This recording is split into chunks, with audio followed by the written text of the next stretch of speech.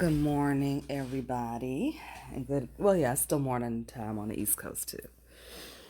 Um, just wanted to jump on. It's been a while since I did a video. I hope everybody's doing well today. Um, I'm just, I'm still in bed, so I'm getting up soon. But I woke up with this message on my mind. Today is my birthday. So, of course, I woke up to a lot of beautiful, loving messages from my family, my friends, from you guys. So, just thank you so much for all of the love. I appreciate it. And it got me to thinking about receiving love and deserving it, and knowing that you deserve to receive love and to receive being showered with blessings and people. My mentor talks about uh, people praising you and honoring you and worshiping you. And I know a lot of us feel like we don't want to accept that, or we're not worthy of that type of praise. And it used to be a time when I felt that way too, where it was really hard for me to receive all the love and people saying how much I love you, and people just standing in front of me and just saying all of these beautiful words of praise and love and worship and adoration. And at a time it was really difficult for me to receive that. And the reason why it was hard to receive it was because I didn't believe it about myself, you know. And so waking up this morning to all of the birthday love, it's just like, yay, I deserve this. This is awesome. I love you. And I'm sending love and praise right back to every single birthday wish that I receive. And thank you, Barbara. Good morning. Good morning, y'all. And I even like hugged myself this morning. I was like, I love you. Thank you for being here and for another day. This is so awesome. Thank you, universe. Thank you, stars. Thank you, sun. Thank you, mom and dad. Thank you, everybody that played a hand in getting me here, before birth, during birth, and after birth. Because it's a lot of times, I did a lot of wild stuff back in the day, and sometimes I'm surprised that I am still here because of some of the stuff I used to do. It was crazy. Um, but anyways, I'm saying all of this to say that if you're here, if you're breathing, if you're alive, that you are deserving of love. You're worthy to receive someone telling you how beautiful you are. And, don't apologize for it. Don't say, yeah, but, I do this and I do that.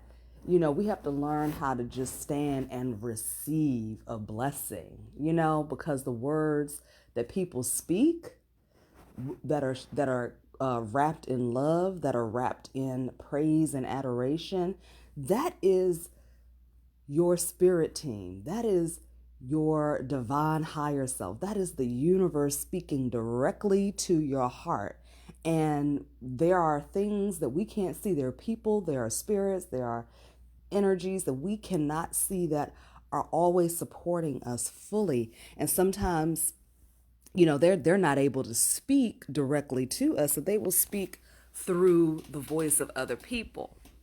So when we are not able to accept that love and we're not feeling like we deserve it, we are denying that the other side of the veil. We're denying our ancestors. We're denying our spirit team. We're denying whatever you call God. We're denying that energy to penetrate our hearts and to penetrate our minds and our spirits. And when we say no to that, we're saying no to ourselves. We're saying no to everything that we want and everything that we say that we desire. We're saying no to that when we say no. Oh, I don't deserve all of this love, or I don't want to hear all of the love, and I don't want to hear all of the praise. So I just wanted to leave this message today to let you know that receiving love is a gift. Okay, it's a gift for you, but it's also a gift from the person that's giving you the love. Okay, and love comes in many different forms. Love can be a hug. I know people who don't like hugging. You know what I'm saying? Because it's too intimate, it's too sensitive, it's too close, you know. And one point I didn't like to be hugged. I didn't like to be touched, you know. I didn't like to get too mushy about things. And I realized it was because I never allowed myself to get that close to myself. So therefore, why would I let somebody else get that close to me? You know? So I don't know who needs to hear this today. It's gonna be a very short message, because it ain't much to say other than that, to be honest with you. Um, and I need to order my birthday cake, so and they only open between 10 and 2, so I got to hurry up and get my sweets.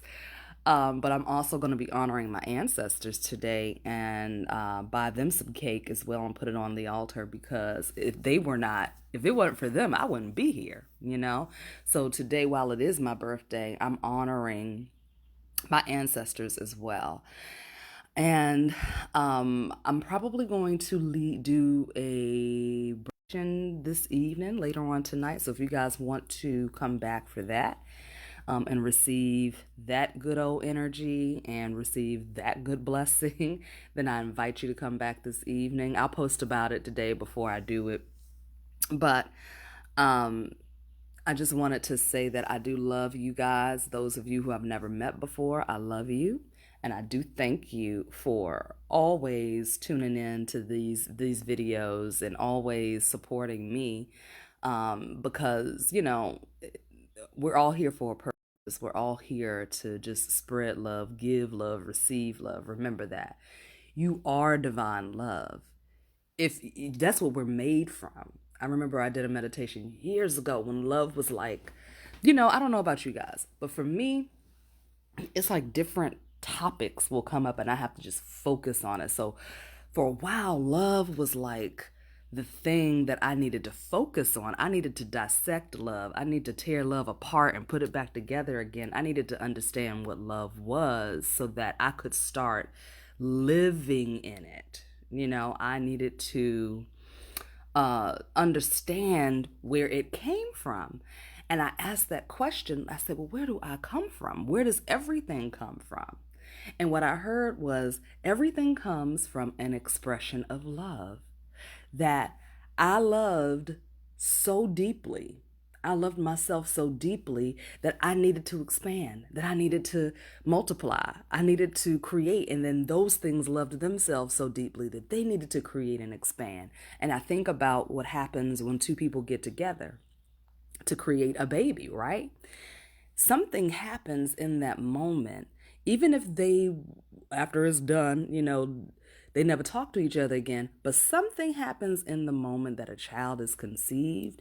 And whether that person, those two people are deeply in love with each other or not, at the moment of conception, the moment of climax, and an orgasm, okay, an orgasm is the closest thing that we could ever feel in our physical bodies to what we call God, okay, or what we call bliss, all right, or divinity or ascension. That is the closest thing that we can do in our physical bodies to get us to that point. So, because there's so much love in it, there's so much love in it, right? So at a certain point, I don't care if these two people didn't know each other from Adam, when they climaxed, it was a lot of love in that. And so somebody can create from that expression of love. So all of us are an expression of love. All of us, every single person on this planet is, which means that you're made from love. Okay? Even if you're a product of rape, I know that sounds weird. I know it's hard for people to wrap their heads around that, but just think about the moment in time when that climax happened, right? These two people were in alignment with love. Just think about that. Think about what an orgasm is. Think about what a climax is. And you can orgasm and climax even if you have been raped, okay? That doesn't mean that you enjoyed it. It just means that your body is your body's natural response to it, okay? And the body also has a subconscious mind. So just think about that. You get in alignment with that love, even if it's just for a second. And you can create life from that expression of love. So when I realized that, I was like, oh, wow. So I'm just I'm just a walking, talking expression of love. I'm love in the flesh. Okay, I am love. So therefore I have no choice but to give love and receive love and act from love. Even if I'm doing and saying something that seems like it's not from a place of love, ultimately it is. Maybe it's just a yearning for love. Even when we do things that are so called evil, right? People who go in and shoot up schools, we call it evil. I call it somebody crying out for love, somebody crying out to be noticed, somebody crying out for somebody to pay attention to them because something is imbalanced, something is off, right? If somebody is abusing another person, 9 times out of 10, it's because deep down that person is crying out for love. Because when you are made from that, when that is what you are, and you fail to see an example or evidence of it around you, you yearn for it. And if you don't know who you are, if you're lost, if you're out of balance, right?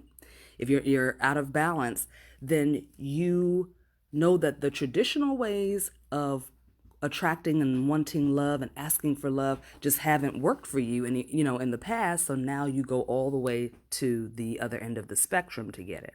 Does that make sense? I know what I'm saying is a little bit out there, but just think about it, sit with it for a minute, and you can get to a place where that makes sense for you. Isis, if you jump up here and you bite me again, I'm gonna act the opposite of love, which you're a little behind. She gets on my nerves.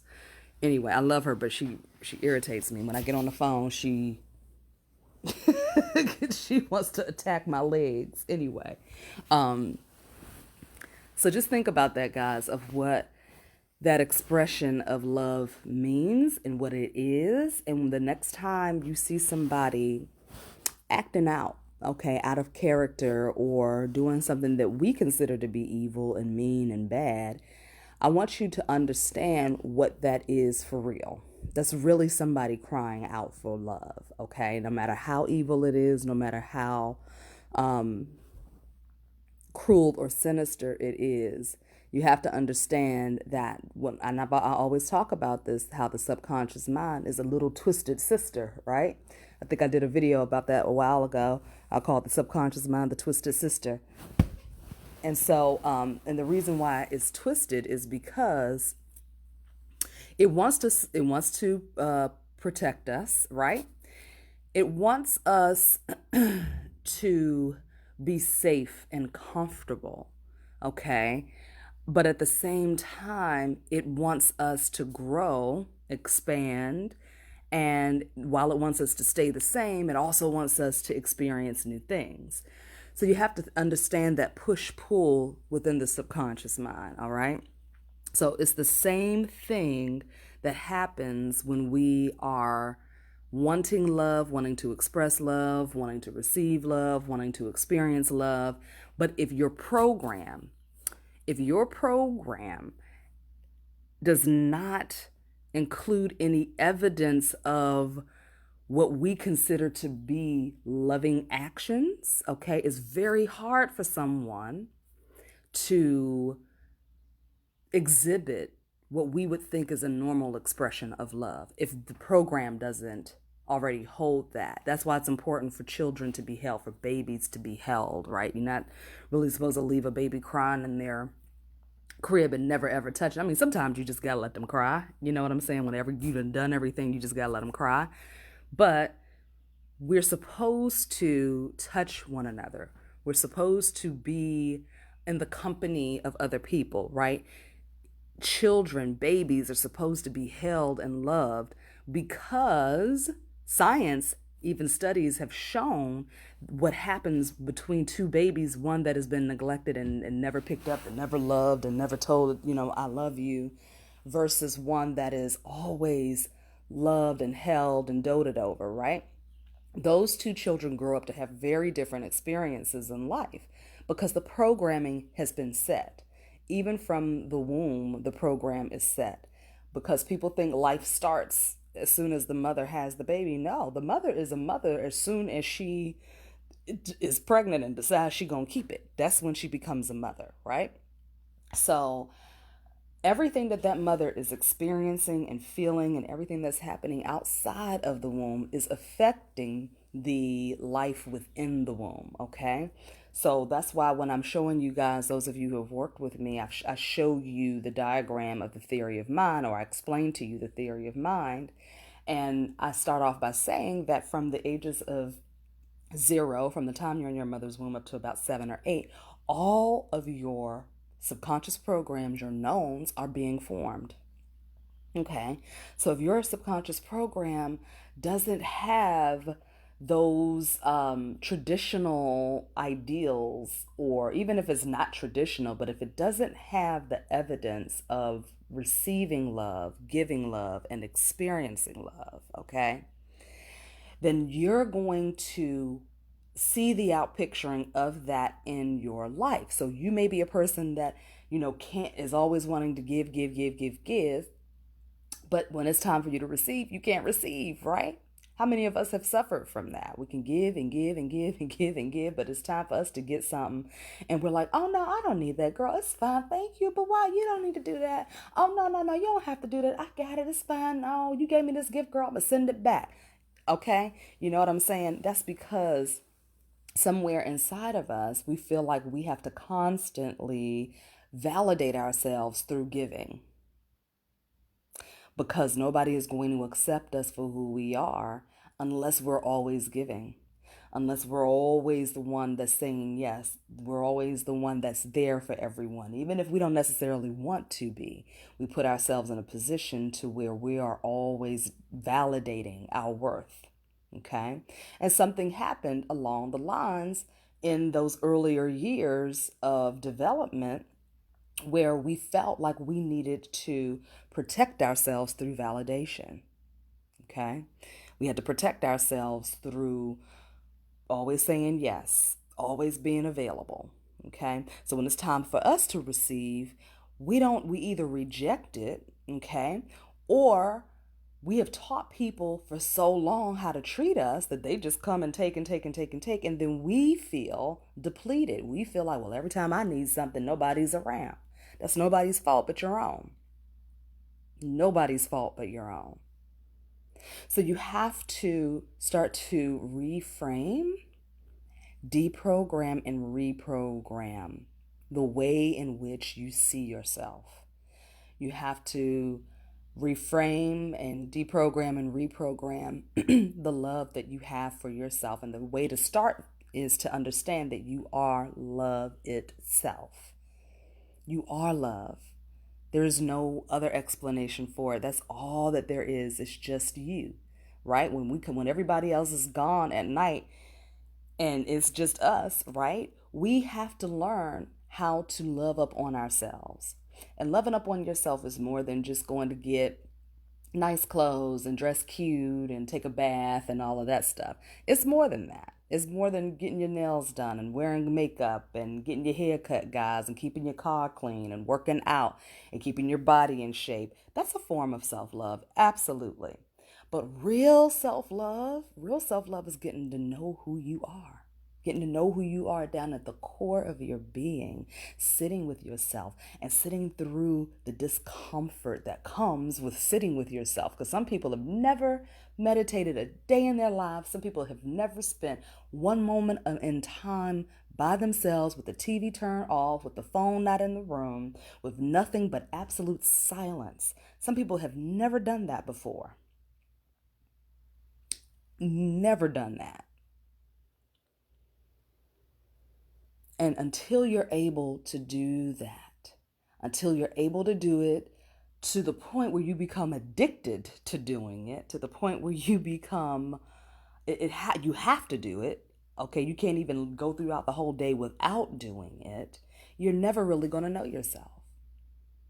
And it's going to be uncomfortable for a very long time. It's going to be hard to sit because your mind is going whirl and whirl and whirl, and thoughts are going to go in and out. And sometimes you're going to find yourself in a very deep meditation, and then you'll come right out of that and start thinking about Oh, I forgot to take the laundry out. Oh, I got to go do this. I got to call them tomorrow. But you got to understand that you have to learn how to pull yourself back into that space of calm and peace, and let those thoughts come and let them go and let them come and let them go, because the mind is made for thinking. You're never going to turn the thoughts off. That's not what meditation is about.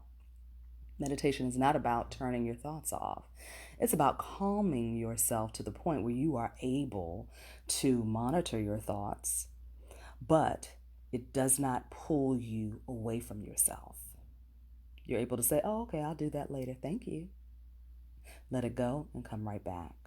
And then if it's something that comes up that is um, upsetting for you, or something that you just can't shake. Okay, so a few days ago, a friend of mine said something to me that kind of rubbed me the wrong way, right? And I handled it, and we handled it or whatever, but it was still like on my mind. It was just like, her, you know what I'm saying?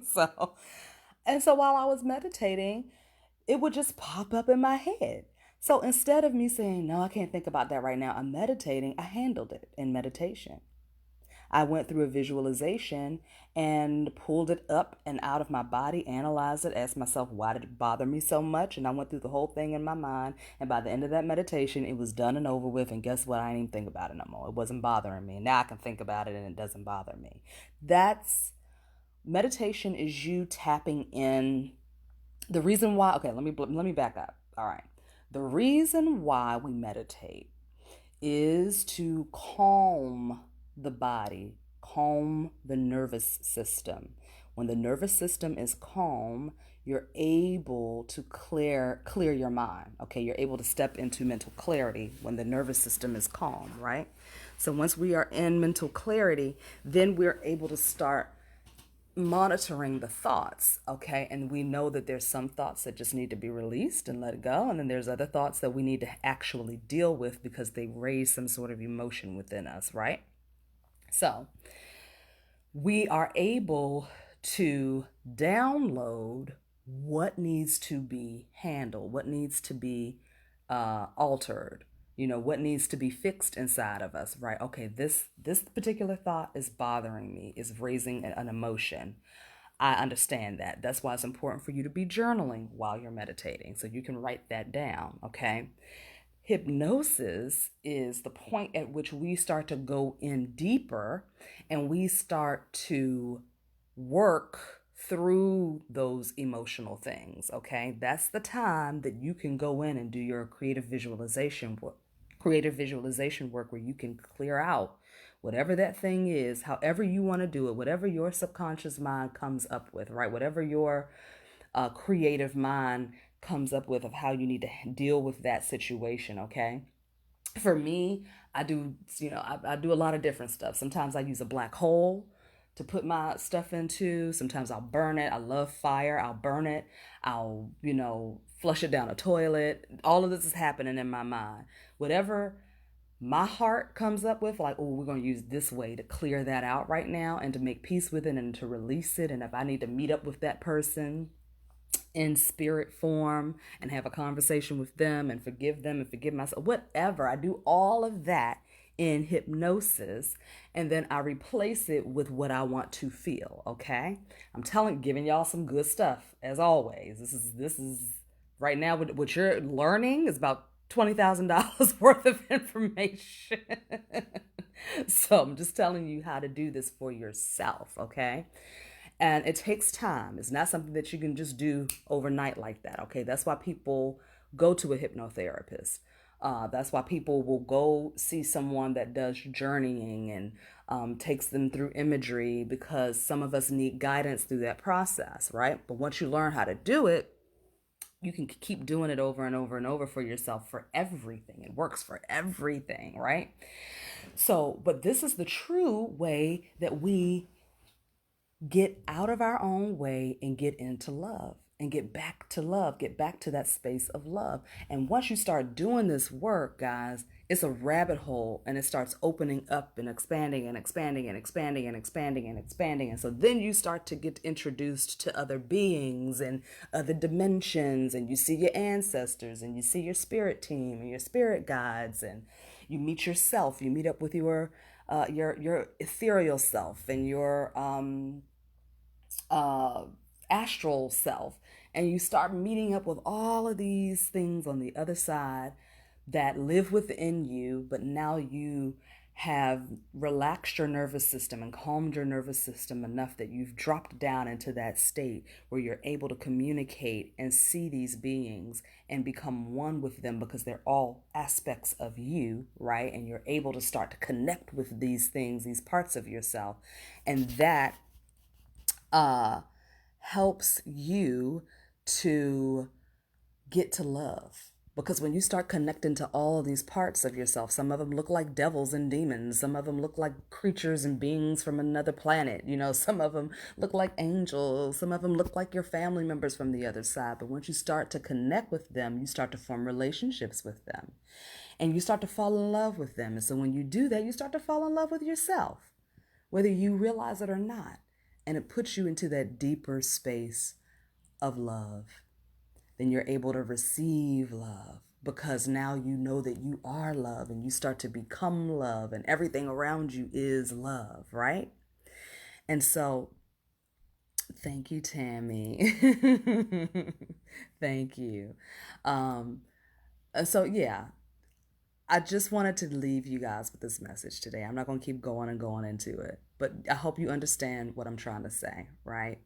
Um, those of you who have just tuned in, start back from the beginning when I'm done, because it's a good message today. But I hope that during this time off, for those of you who do have time off and you really don't got nothing else going on, right?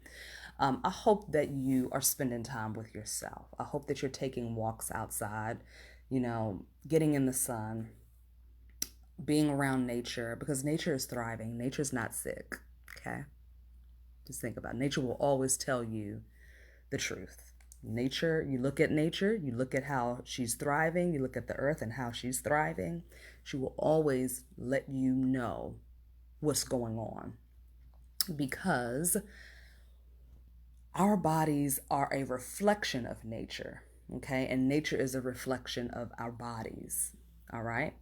And so when you go outside and you see how clear the air is and you see the trees and the plants and everything blooming and blossoming and the animals thriving and running around and the ocean doing weird stuff, you know, when you see that, that is an indication that it's time for us to get back to our own nature. That's what we're doing right now. We're getting back to nature, right? So if you have the time off, please sit with yourself. Use the time wisely, y'all, because pretty soon we're going to open back up and we're going to be distracted again, okay? And once you get distracted again, they're going to find another reason to keep us at home again, okay? And I'm going to tell you something. And I have not said this to too many. I think I might have said this to two people because I understand that people are very sensitive about things that are happening right now, and it's scary to some people. It's not scary to me. I am enjoying this. I know what the hell is going on a spiritual level. So for me, it's exciting. It's an exciting time. Yes, people are dying. People die every day. They've been dying before this.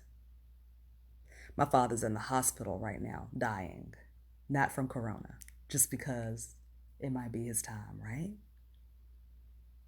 People are dying from other things every day, y'all, okay? So if you're afraid of this time right now, good. But you got to ask yourself, why am I afraid of this time and I've not been afraid before this? Okay? All right? There is an upgrade happening. There is an upgrade happening, a DNA upgrade taking place in all of us right now. So the nanoparticles that are in the air that we are breathing in, that live inside of us already, that were already here even before all of this happened, okay, are helping us upgrade. You can look up DNA upgrade, okay? You can look up the crystalline body. Do your research. I posted about it months ago. Okay, when all this first happened, I did post about the crystal light body upgrade happening and activation taking place. Okay.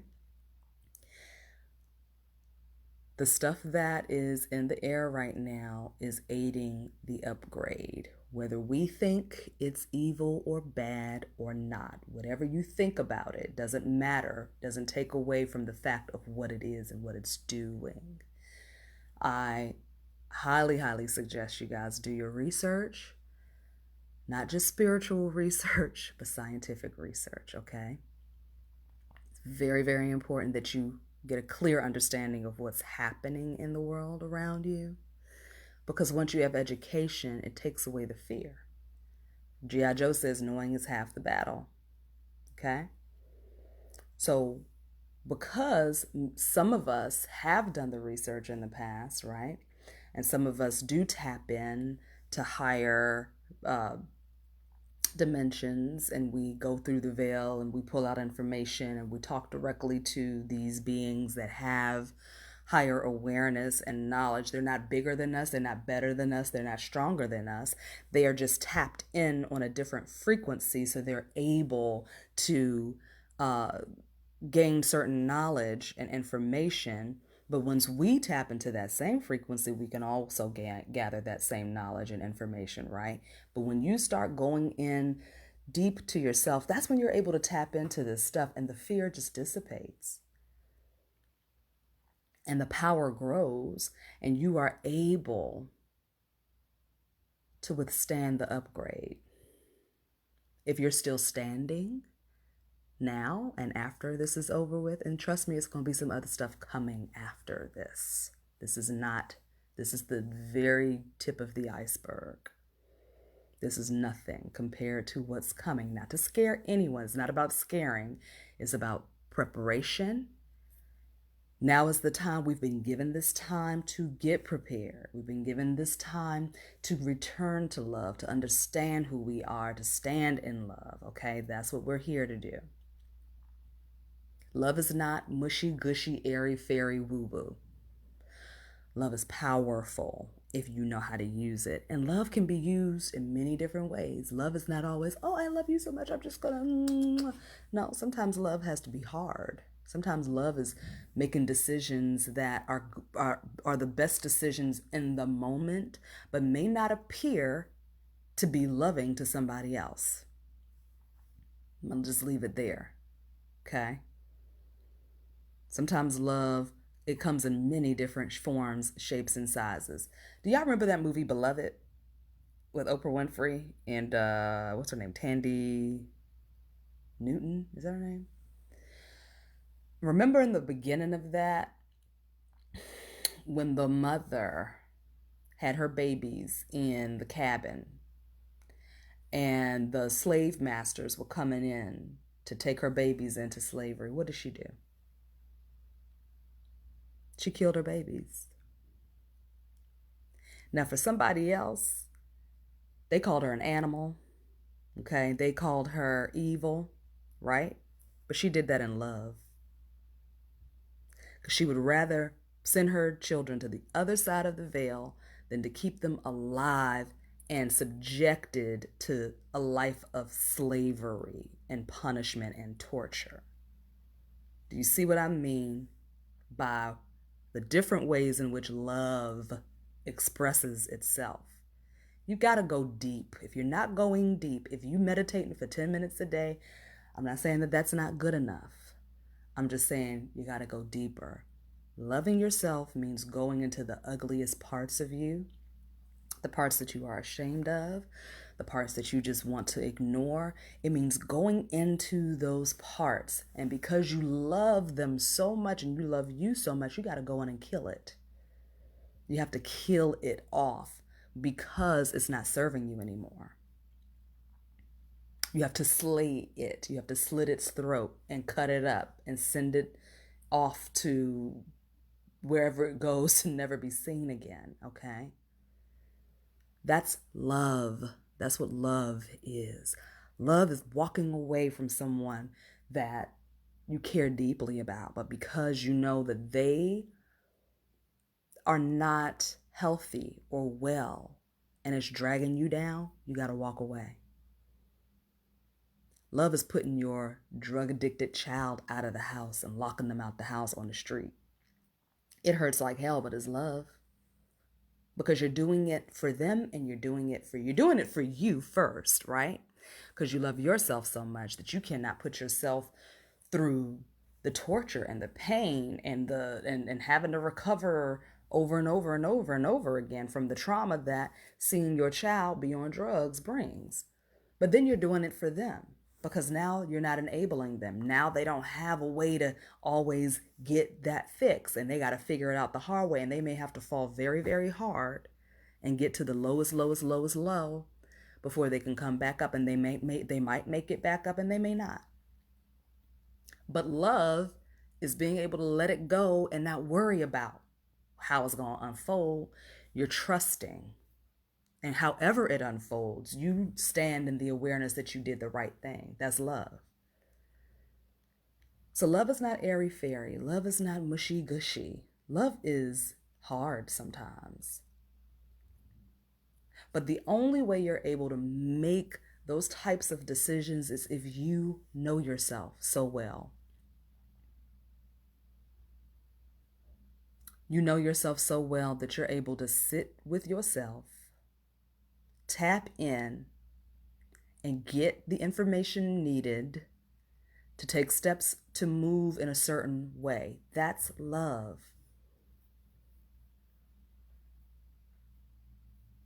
Going deep, that's love. Okay, that's love.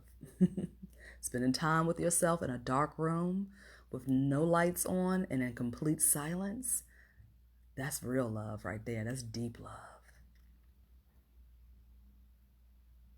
Okay. Going in and slaying those demons and those dragons. Okay. So you can build them back up, so you can build it up into something that works for you. And that's the thing about demons and dragons, right? They're there to wake us up and be like, what the hell are you doing? You know, you see a dragon screaming and roaring and loud and, ferocious. It's because it's trying to wake us up. It's trying to wake us up. Like, what are you doing? Why are you still doing this? Okay. But once we slay it, it doesn't mean that we've killed the dragon. We've just killed that version of it. Then we have the power to resurrect it and transform it into an energy that works on our behalf and works for us in a loving way. Same thing with your demon, right? Your demons, people give demons a very bad name. I love them because they show me the parts of me that need to be worked out, that need to be released, okay, that need to be dealt with. And then they're there to support me in the ways that I want to move forward. You can use it however you want to use it. Some people use them to do other things, okay? And there's no judgment on that. You do what you got to do. Whatever you feel like you need to do, you do that, right? Some people use their demons to do other stuff, okay, that may hurt another person, that might take somebody else's life or whatever, That's up to you. You are a divine sovereign being. You choose to do what you want to do with your demon or a demon. But I choose to use them as sources of information. Okay. I call them the intelligence from the low place, the high intelligence from the low place. Okay. This is self-love, y'all. This is real self-love. This ain't, I love myself so much that I'm not going to accept this from this person. I love myself so much that I'm just going to go for hikes all the time and take bubble baths and, treat myself well. That's great. That's pampering. But real self-love is getting down in the trenches and finding out who you are for real. Okay? And knowing that you are love itself. You are an expression of it. All right. So anyways, I love you guys. I'm going to go and I'm going to be actually working today. But I am going to place my order for my cake. And also tomorrow is the last day for the tarot sale that I'm doing. You get $43 off a 1 hour tarot reading with me, and also the TOA method, the Tarot Oracle Archangel Hypnosis session that I do. I lay out a spread for you. We take all of the positive messages or the pertinent messages from that spread, and then we anchor it in hypnosis. Okay, you get $111 off that service. So tomorrow that sale ends on May 21st. You can go to my website. I may actually post it in the comments section below this video how to access that deal. Okay. Of course, as always, if you guys want to work with me one-on-one, set up a free phone consultation, you can go to my website, opendoorhypnosis.com, click on book a free consultation at the very top of the page. Book your free appointment. If you have any problems with scheduling, text me or send me an email, Shara at opendoorhypnosis.com. Let me know. A couple of people was having trouble scheduling the other day, so they just emailed me and we worked it out. Okay. Also, if you're wanting to work with me one-on-one for hypnotherapy sessions, definitely check out those packages and things like that. We can do. It's important for you to do the first session first, right? To see if you even need to get a package, if you need to do several sessions. All right. So that first session is about an hour and a half, usually 2 hours long. Okay. Sometimes it goes over that. All right. And then after that, you can decide whether or not you need if you need more sessions, and if you need to do more than one more session, I would suggest getting a package because you save a little bit of money. Okay. The packages are 3, 6, 10. Okay. You get 3 sessions, 6 sessions, or 10 sessions. If you have sessions left over, let's say I had a client that did the 10 sessions. She only used 8, but you can roll those over to somebody else. You can give them away as a gift. Okay. So let's just say she has 2 more sessions left, right? So what we did was she gifted it to a friend of hers, and her friend got the first session for free. Right? Okay. So that's how that works. Again, the website is opendoorhypnosis.com.